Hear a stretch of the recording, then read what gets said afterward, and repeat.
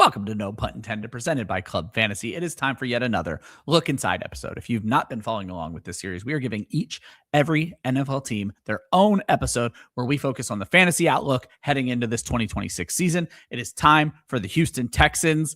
This is a tough team to judge. They've made some adjustments, but still CJ Stroud. And the question is, do we think he can be anything like the quarterback we saw his rookie year? Let's get into it.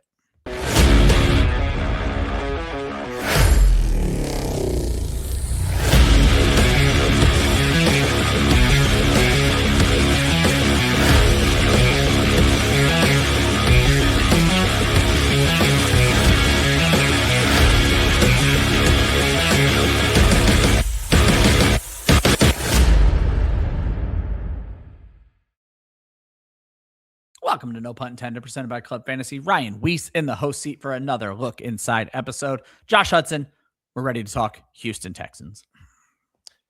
Yeah, this is going to be an interesting team. They made a change at offensive play caller ahead of last season. Nothing's changing except the starting running back. Yeah. But this is a team that hasn't run the football very well for multiple offensive coordinators, so it's going to be interesting. And it's not like they brought in the most explosive running back, so I don't know how much that's going to change. There you go. As Josh said, not a lot changing for Houston. They went 12-5 last year. They did make the playoffs. D'Amico Ryans comes back as the head coach. Nick Caley comes back as the play caller. I'm going to give you the Houston offensive starters for fantasy, along with their ADP in the time we're recording this episode, which is late July. CJ Stroud is their quarterback. He is going off boards as the QB 24. The fantasy community has given up on CJ Stroud. RB1 is David Montgomery coming over from Detroit. He's the RB20 in fantasy. Woody Marks, the rookie from last year, is RB45. Jawar Jordan, who has been more of a special teams contributor, RB93. At wide receiver, you have Nico Collins going off boards as the wide receiver 9 currently. Then one of last year's rookies, Jayden Higgins, going off as the wide receiver 53. The other of last year's rookies, Jaylen Noel, is the wide receiver 84. And do you remember Tank Dell? He should be back this season. The fantasy community seems to like him at least better than Jaylen Noel. He's going off as the wide receiver 78. Dalton Schultz, who has been a decent part of this offense, but apparently everyone sees him being replaced this year, tight end 23. Josh, overall, when you look at these rankings, other than Nico Collins, who we're going to talk about in a moment, not a lot of faith in this offense from the fantasy community. Yeah, I mean, it's kind of a blah offense, to be honest. CJ Stroud came in pretty promising after a solid rookie year. I still remember when he shot up dynasty rankings. QB1. Like QB3. He got to QB1 on boards. I'm not going to lie, for a week or two on my just own. Woof. Especially for a quarterback that doesn't run. Like, that's crazy. Yeah. Mistakes were made. I just wish I could have bailed on him when I tried. Like, I kept trying to trade for, other players, but people just were not biting. And I'm like, why is the internet telling me that he's good, but my league telling me he still sucks? That's where I'm just like, fuck. Quick dynasty story just to show people why you don't get excited or unhappy about a class too early. I had a draft, Josh, in a league that you and I are in together where I have a terrible team, and I had the 1 and the 3. I don't even know how I pulled this off, but I had the 1 and the 3. I needed quarterback help. So my idea was, I'm going to take the 1 I like them. Oh, no, I apologize. I had the 2 and the 4. There was a gap. I had the 2 and the 4 because it was whoever the good running back was that year, Bijan Robinson or somebody went 1. But I was like, I'm going to take the 1 I need to have, and then I'm going to let the other one fall to me. The 1 I needed to have, because of that great rushing upside, was Anthony Richardson. So yay. And then next guy takes CJ Stroud, and I get stuck with Bryce Young, a player who I've been defending for many, many years for some idiotic reason. So obviously, Josh, after the rookie year, I'm heartbroken. I got Anthony Richardson and Bryce Young. CJ Stroud takes over the world. I'm an idiot. Turns out all of us are fucking idiots. We should not have taken any of these quarterbacks. They're all worthless in fantasy right now. So, like I said, don't get too high or too low after 1 year with some of these players, because Bryce Young is still on my team, but I've moved on from a lot of the other guys from that draft. And Josh, it was a nightmare draft for me. Yeah, and I mean, even when you look at Stroud, like the last 3 seasons, his pass attempts per game have decreased. Yeah. Like, it's almost like the team doesn't even want him to throw anymore, which, I mean, look, maybe that's a good thing. I mean, and not because of a Stroud can't do it sort of thing, but you're talking about this is a head coach that plays really good defense. Yeah. They don't want to throw the football a ton. They want to grind out the clock. They want to take pressure off of the defense. They want to be a good running team, Problem is they're not, and they haven't been for a long time. Now, they've made some changes at offensive line. This was a very bad offensive line last year. Does that mean they will get better this year? That's the hope. But when you look at David Montgomery, he's not been a very efficient running back outside of his time in Detroit when that was just a better offensive ecosystem. Yep, he was the RB2. It's a better line that was built This is not a good offensive ecosystem. So for the people out there that are thinking that Montgomery's going to come in and have double-digit touchdowns and all this kind of stuff, he didn't do that in Chicago. He wasn't a high yards per carry guy in Chicago. That's the situation you're getting into here in Houston. So let's pump the brakes a little bit because this team also doesn't throw a ton to the running back either. That's the biggest problem. So this team is going to focus your fantasy production at the wide receiver position, plain and simple. The tight end gets involved when the wide receivers shit the bed. That's why Dalton Schultz's ADP is where it is and why he always seemingly finishes higher than his ADP. Last year, it was because they tried to break in 2 rookies and they didn't take over until later in the year. And by that time, Dalton Schultz had already established himself as a top 15 guy last year. Yep. And that's one of the interesting things from tight end is you can have a good first half of the season and it carries you for the rest of the season. Moving on, Josh, I just want to let the audience know we're not going to spend a ton of time on CJ Stroud or David Montgomery. Stroud is Stroud. Montgomery is Montgomery. We need to talk about these wide receivers, Josh, because one may be being overdrafted. The other may be being underdrafted. Let's start with the star, Nico Collins, currently going off boards as the wide receiver 9. What do you feel? Yeah, I mean, I love Nico Collins. I do. I've been a fan of his for a while. I love the underdog kind of story. I mean, he got drafted during the transition years, the Davis Mills years. Yeah. And he kind of became like a dynasty favorite because people were just overlooking him. He was a 3rd-round pick out of Michigan. He's like the only one that ever worked out. Yeah, right? And, 3rd season, big leap, becomes a star, right? Has had 3 really good seasons. He's had 3 straight 1,000-yard seasons. He's entering his age 27 season this year, and that's like 27 to 29 are usually the peak years for the wide receiver position. But can he stay healthy? Because this is a guy that does not have a history of staying healthy. He's never played more than 15 games in a season. And before anybody wants to hop in the comments, well, you like Christian Watson this year, and he can't stay healthy either. Christian Watson isn't being drafted as the wide receiver 9. ADP matters, folks. ADP matters, people. So, and again, I'm not protecting Christian Watson to finish as the top 10 wide receiver either. I'm saying he's still a value at where he's going, but I digress. His first year with Nick Caley running things, we all, at least I said, they want to implement what the Rams are doing. Yeah. Nick Caley came from the Rams system. Coached under McVay. He was a pass game coordinator. He's very involved in that line of thinking. Nico Collins averaged 8 targets per game. That is what you want if you are the Rams, right? You want your guy being 8 or more targets. This is what they did when they had Robert Woods and Cooper Kupp. This is what they did when they had Cooper Kupp and Puka Nacua. Essentially, it's what they did last year when they had Puka Nacua and Devontae Adams. Those guys averaged a lot of targets per game. But Nico's touchdowns dropped.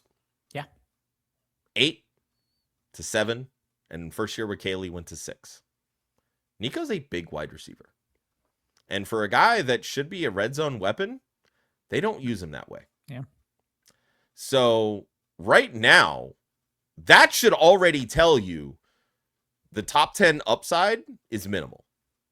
And I say that not strongly because I know that he's finished as a top 10 guy. He's averaged, he had a points per game one year of like 17 something where he was like the wide receiver 2. I get that. Efficiency is still there. Still averages 15 yards per reception. He gets down the field. That's how they use him. But this is not a good red zone offense. It hasn't been. And the one thing David Montgomery does well is the red zone, which creates problems unto itself. So now if you're taking that out of the equation, now it becomes, how is this guy scoring touchdowns? He needs to see more volume. He can't stay healthy. Yeah. So even if you take 8 targets per game last year over a full 17 game season, That's 136 targets. Yep. When you look at wide receiver ones in fantasy football, 136 targets is pennies. That's wide receiver 2 numbers, if I'm being honest. You want 150 plus from your wide receiver. I'd say, one. yeah, the goal is that's what the world is right now. The Jamar Chases, the Pukas, the JSNs, I'm going to push CD back Lambs. a little bit, Josh. I just looked at last year. Only 5 wide receivers were over 150 last year. Now, obviously, there was some weird injury stuff. So, hey, that's fine. Running backs are making a comeback too, and I get that, right? Yeah. His points per game last year was 14.1. That's the lowest it's been over the last 3 seasons. That was wide receiver 10. Now we're taking him higher than that. Where I have him currently is my wide receiver 18. And that and when I say that, it's still fringe top 20 because I've still got 3 teams to go. I've got Waddle, I've got JSN, I've got AJ Brown. Yeah. He could end up outside my top 20. But it all boils down to this guy's never played a full season. Could the 8 targets per game go up? Sure. 100% it could. Especially if Jayden Higgins is the guy that people are hyping him up to be. Because if he takes a leap and starts seeing 7 or more targets per game, you're likely going to see Nico Collins get 8, 9, maybe even push 10. Yeah. If it gets down to that. But do they trust CJ Stroud to do that? Because the drop in pass attempts per game kind of tells the story that they don't trust him to do that. So you open my eyes to one thing, and that is the fact that he doesn't play 17 games. So I went in and looked at my rankings. I had him at 130 targets, and I am going to bump him down to 125. So that changes things a little bit. I had him as my wide receiver 11. When I knock him down to 125, it does knock him down to wide receiver 13. I think he's just kind of one of those steady Eddie guys where, like, as long as he's healthy, he is this offense. No, 100%. But the other thing I'm doing that's very different from the stat you bring up, and it may cause me to go back and look, is I'm giving him 8 touchdowns. But that is his peak. And basically what you've opened my eyes to is I have Nico Collins as his wide receiver 11. Putting it bluntly, that is his peak. That would be his absolute ceiling. And he's being drafted 2 spots ahead of that. And that does raise a problem for where he's going. Now, when I say it raises a problem, it doesn't really raise one for me because I go running backs in the first 3 rounds of my draft. So I'm never going to have Nico Collins. I do like him more than you. As I mentioned, he's now my wide receiver 13. I got to figure out who I want to give these 5 targets to. He's now my wide receiver 13. But the fact of the matter is this. It's easy to say I like a guy. It's another thing to draft him. And right now, Josh, I'm not drafting Nico Collins. Yeah, and that's kind of where I'm at too. I'm the more mock drafts I do, the more I'm leaning towards going running back early just because, again, it gets so ugly, so bad, so fast. But, like, again, I go back to the 136 targets on average. Like, if he plays a full season at 8 targets per game, which is what he had last year, you're looking at 136 targets. His catch rate was pretty low last year. Even if you bump that up to 60%, you're looking at about 82 catches. If you average it out to about 15 yards per reception, which is career average, that's 1,224. All right, cool. If you give him, let's say, 8 touchdowns, now you're looking at a 252-point PPR season, which in theory is pretty solid. It comes out to about 14.8 points per game. But make him like a top 8 wide receiver. So again, like that's lower than what he finished last year from a points per game perspective. And then again, if you start chipping away at those touchdowns, or maybe that yards per reception comes down, now where are you going here? You're just going further down the list versus going up the list, which to me, when you're drafting these guys at, wide receiver 7 to 15 range, can they get better? That's what you want. Like, you're drafting the guys at the top because you know that that's where they're the higher probability they're going to finish. You're judging Nico Collins based off of a top 5 spot. Exactly. But you're judging him based off of the 17 points per game that he averaged in a completely different system. And that's the other side of it for me, is that Nick Caley's not calling the same offense as Bobby Slowick. No. And now we gave Nico even more targets than he ever had with Bobby Slowick. Yeah. And still isn't finishing this high. So that's where I'm just like, there's a disconnect somewhere. And again, I love Nico Collins. I absolutely love him. I don't love the ADP right now. See, I think the big disconnect is the 17 game thing. Like, you're going to get good Nico Collins for the games he plays, but you're going to lose him, and hopefully it's not in the playoffs. Yep. Josh, you kind of alluded to this, and it just slides right into the guy I wanted to talk about, and that was Jayden Higgins. And honestly, this was me wanting to figure out how I feel about Jayden Higgins, because the fantasy community tells you should love Jayden Higgins. When I look at this wide receiver tree, and we kind of alluded to this already, everything is basically the same. Christian Kirk is gone, but Tank Dell is basically just going to step in and fill that Christian Kirk role. He could take more targets, which could be a problem for Collins or Jayden Higgins. But everything else is essentially the same as last year. Higgins finished the year as the wide receiver 47, but as you pointed out, came on towards the end of the year, and I don't want to ignore the end of the year. Jayden Higgins only had 6 targets in the first 4 games of the season. Combined, 4 games, 6 targets. He only had 13 targets in the first 6 games of the season. But then in week 8, he had an 8-target game, and he kind of took off from there. He averaged 5.5 targets per game from that point forward. That would put him, if you look at kind of what he did fantasy-wise on just those games, around the wide receiver 30 in fantasy. So again, he finished as the wide receiver 47. You could find stories to make him a top 30 wide receiver in the time he played, and you're drafting him as the wide receiver 50, 53 actually. So Josh, I think there's value here. When I look at Jayden Higgins, I think I can easily pencil him in for 100 targets. I personally have him at 115. But then we get into the whole thing that you and I have talked about. I project wide receivers for the most part to stay healthy. So even though I'm giving Jayden Higgins a hell of a lot of targets, he's still just a top 40 wide receiver for me. He's like my wide receiver 39. Regardless, the value is there for this kid. What is interesting about this Texans team is this is one of the few teams, Josh, where we don't really care about their slot wide receiver. Nico Collins is a big outside guy. Jayden Higgins is a big outside guy. And it seems to work with this team. Or that was 1 year and this is going to blow up in my face. But the good news is he doesn't cost very much for me to run that experiment. I don't know that there's a ton of upside outside of a Nico Collins injury, but I do think Jayden Higgins has established himself as this team's wide receiver too. And for fantasy towards the end of your draft, I think he's a fun option.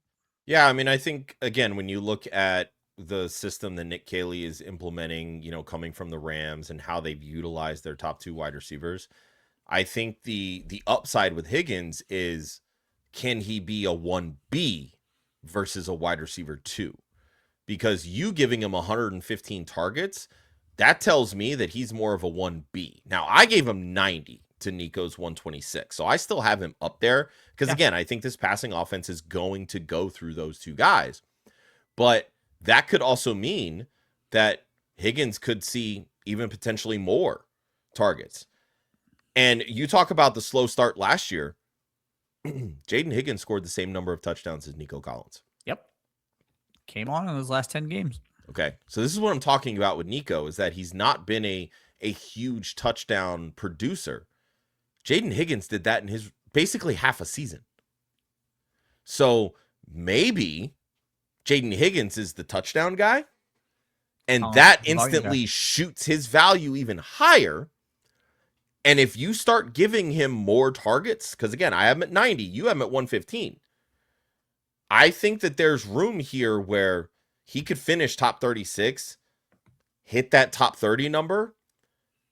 If this passing offense really gets going, you could be looking at a wide receiver 2, and you're talking about massive value late in drafts. Yeah, well, Josh, Nico Collins is my wide receiver 17 now, so I guess we don't disagree much as I split the touchdowns between he and Higgins. I was going to say, I projected them both at 7. Yep, I just did the same thing. So, I like I said, I really like Higgins and the upside and the fact that he doesn't cost wide receiver 9 prices. We're literally comping Jayden Higgins to Nico Collins, and one is the wide receiver 53 in fantasy, and the other is the wide receiver 9. Like, that speaks very highly of what we think Jayden Higgins could turn into in this offense. I think he's an interesting prospect. We gotta hope CJ Stroud just puts it to fucking together at some point and stops. I was gonna say, and they still haven't signed him to an extension, so it's a big year. Which is kind of what we were talking about in the offseason, was that Houston, if they're smart, they just let Stroud play. Don't rush to extend him, because right now, outside of his rookie season, he has shown you nothing that he's more than just an average NFL starting quarterback. Yeah. The one last point I was going to make, you and I love to do this. This is a derivative of the Rams offense. And obviously Nick Caley didn't work with Devontae Adams because that was last year. But Josh, there's a world where Nico Collins is Puka Nacua light and a world where Jayden Higgins is Devontae Adams light. And again, ADP, you're already drafting Nico Collins like he's Puka Nacua light. You are not drafting Jayden Higgins like he is Devontae Adams light. And so if you think Nick Caley didn't go back and watch Sean McVay's offense from last year and get some ideas about how he can use Jayden Higgins, you're absolutely wrong. Josh, we've hit on this with the camp battles, but I guess it's time to talk about the guys we didn't talk about. If we believe Collins and Higgins are the 1 and 2, who is the 3 here? So they bring in a rookie last year in Jaylen Noel. They obviously have Tank Dell, who had just the terrible injury his rookie season, but Xavier Hutchinson's still here. Now, Hutchinson feels like more of a replacement on the outside. So if we're talking about the true wide receiver 3, I think it's, can Tank Dell get healthy enough? And that's kind of what I'm betting on. But I have Noel and Dell at 50 targets each. So I've been kind of boring with it. I don't want to commit to either one of them. I do have fantasy teams with each of them, best ball teams at the end of the draft where I've added each one of them. Yeah, I think I have them combined for like 115 or so targets. Okay. Right now it's favoring Noel, but I think there's a world where, I mean, Tank Dell and CJ Stroud have a really good relationship. There was a lot of talk when people were favoring Dell over Nico Collins. That rookie year, man. And so, you know, him getting hurt, obviously, his second season, missing all of last year, coming back. He's a diminutive guy. He's not anything big.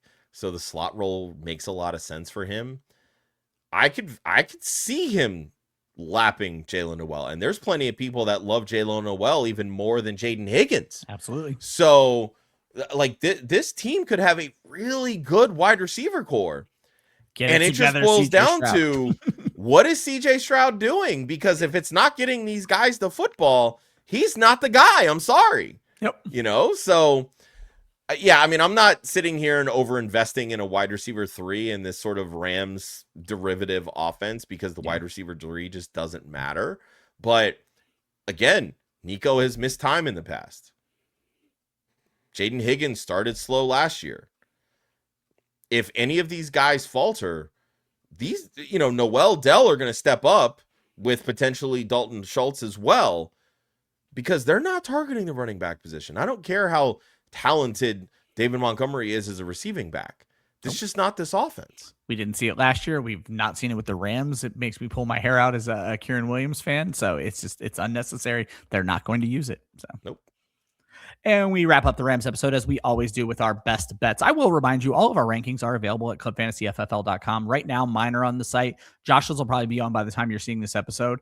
And then we will start to see some of our other rankers, Chris Molina, Austin Amendola, Joel Worth. You'll see those at clubfantasyffl.com. So check those out for our full rankings on these players. Josh, we wrap up with best bets, and I'll remind everybody, please gamble responsibly. You and I kind of found some player prop totals, but you actually found an extra one. So I'll let you go ahead and get us started here. Yeah, so all this talk about Jayden Higgins, 574.5 receiving yards. I'm smashing the over. It's minus 110 on DraftKings. Absolutely. Again, I think this is a guy that's going to take a leap forward in his second year. I would trust Davis Mills even more than CJ Stroud to get him the football. So, like, even if Stroud can't be effective, I still think that there's a world where Davis Mills can help Jayden Higgins prop over this line. But I went with a wins total here for the Texans. So the baseline is actually 9.5, which makes sense. DeMeco Ryans, his first 3 years as a head coach, 10 wins, 12 wins last year. It's a good over 10.5, you get plus money, plus 136. Yeah. I mean, we know that the Jaguars took a big step up, which is great. You know, good for them. They went from worst to first. Those teams that typically do that tend to regress a little the next season. Yeah. We've got 3 straight years of Houston weathering the offensive storms, the injuries on the offensive line, lack of structure, all these things. That defense remains strong and gets them wins. So I just feel like to get plus money on 11 wins, maybe that's the ceiling and that's okay, but it feels like a gimme at that point. Yeah. I went with David Montgomery and I went positive here. I'm going to go over 824.5 rushing yards. So he needs to hit 825. This is one of your normal bets, negative 120 on DK. I think it's actually worse because I think they've been 110. So negative 120 on DK. DK is pretty confident this is going to happen. I understand the love for Woody Marks. This is still a day 3 running back from last year. And actually, Woody Marks makes me feel like David Montgomery is probably going to be okay here. Marks hit 700 yards last season, but didn't have a ton of carries. David Montgomery is going to hit 200 plus carries. And Josh, I have him over 900 yards. I think as long as he can stay healthy, they're going to feed David Montgomery the ball and kind of use Marks as a change of pace, which is exactly how these two backs should kind of complement each other. And I think David Montgomery pushes 1,000 yards this season. So I have him at 823 yards. Okay, so you have him. I love when that happens with my projections, by the way, because that's like shit. I hit the Vegas line. So. Yeah, that's basically where I put him. I have the workload a little bit closer split. I have Woody Marks at 147 carries, and I have David Montgomery at 206. Okay, so you're actually not giving him very many carries, Josh, because I have. Well, part of that is I have CJ Stroud at 61. Okay, you have him a little bit more than me. I have Montgomery at 225, Marks at 145. And Josh, right now, because of how weird this team is, I have a third unnamed running back with 25 carries, though it occurs to me it should be Jawar Jordan. I have Jordan at 27. So there you go. Which kind of makes how many total rush attempts do you have the Texans? That's what I say. I think that's where we may vary here. I have them at 455 rush attempts. So. Oh, I have more than that. I have 481, and I still gave Montgomery only 206. Interesting. How many running or wide receiver carry? We don't need to get into this, but regardless, you have many. I mean, I only have 12 wide receiver carries. But again, I have, like I said, I have 67 total carries going to the quarterback position. Yeah, that helps. Yeah, I have 50. So yep, that changes things quite a bit. So yeah, Montgomery over. I think he's a safe bet. He's boring, but he'll get the job done when it's all said and done. That is going to wrap up this episode of A Look Inside covering the Houston Texans. Were we too hard on Nico Collins? I'm sure you'll let us know in the comments.